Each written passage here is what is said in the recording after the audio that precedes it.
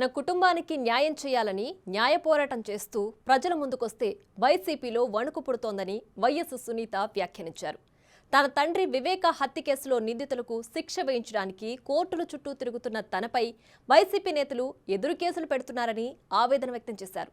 మళ్లీ కేసులు పెట్టి కోర్టుల చుట్టూ తిప్పుతూ ఎన్నికల ప్రచారంలో ప్రజల్ని కలవనీయకుండా అడ్డం పడుతున్నారని విమర్శించారు.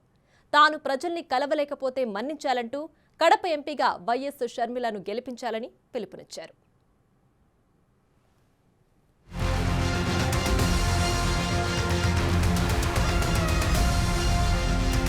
కడప ఎన్నికల రాజకీయమంతా వైఎస్ వివేకానందరెడ్డి హత్య చుట్టూనే తిరుగుతోంది. అటు పీసీసీ అధ్యక్షురాలు వైఎస్ షర్మిలతో పాటు వివేకా కుమార్తె సునీత కాంగ్రెస్ ఎన్నికల ప్రచారంలో కలిసి పాల్గొంటూ వైసీపీ అధినేత జగన్ తో పాటు కడప ఎంపీ అభ్యర్థి అవినాష్ రెడ్డిని టార్గెట్ చేస్తున్నారు. దాంతో సహజంగానే వివేకా హత్య కేసు వైసీపీని డిఫెన్స్ లోకి నెడుతోంది.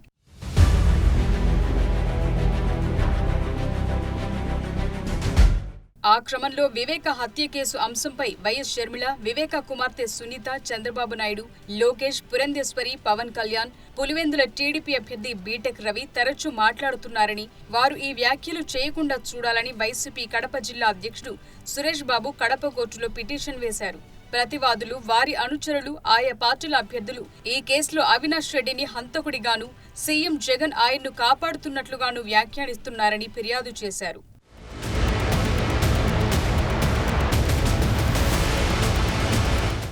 దాంతో అలా జగన్, అవినాష్ల ప్రతిష్టకు భంగం కలిగించే విధంగా వ్యాఖ్యలు చేయరాదని కోర్టు ఆదేశించింది. తదుపరి విచారణను ఈ నెల 30కు వాయిదా వేస్తూ కడప జిల్లా ప్రధాన న్యాయమూర్తి జి శ్రీదేవి మధ్యంతర ఉత్తర్వులు జారీ చేశారు. మాజీ మంత్రి వివేక హత్య కేసుపై వ్యాఖ్యలు చేయొద్దని కడప జిల్లా కోర్టు ఇచ్చిన ఉత్తర్వులపై ఆయన కుమార్తె సునీత రియాక్ట్ అయ్యారు. దాన్ని సవాల్ చేస్తూ హైకోర్టును ఆశ్రయించనున్నట్లు తెలిపారు.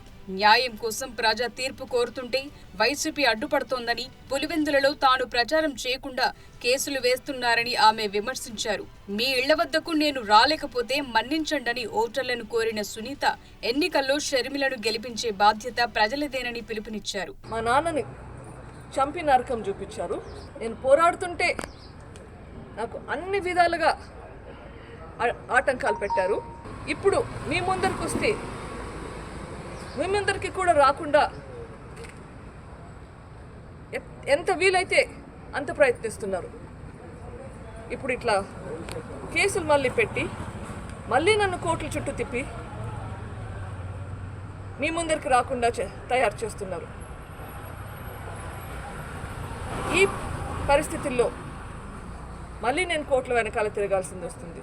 అసలే 3 వారాలు ఉంది, అంతకంటే టైం లేదు. ఇప్పుడు మనకి మళ్ళీ కోర్టుల వెనకాల పోవాల్సింది వస్తుంది. నేను మీ అందరి ఇండ్లకి రాలేకపోవచ్చు. ఒకవేళ మీ ఇంటికి నేను డైరెక్ట్గా వచ్చి ప్రాధేయపడలేకపోతే ఇది నా మనవి, నన్ను మన్నించండి.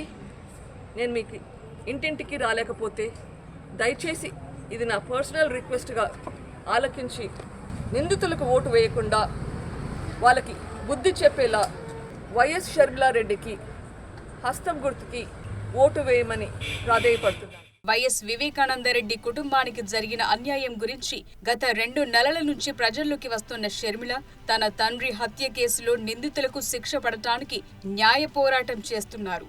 ఆ హత్య కేసులో కడప ఎంపీ అవినాష్ రెడ్డితో పాటు ఆయన తండ్రి నిందితులుగా ఉన్న సంగతి తెలిసిందే.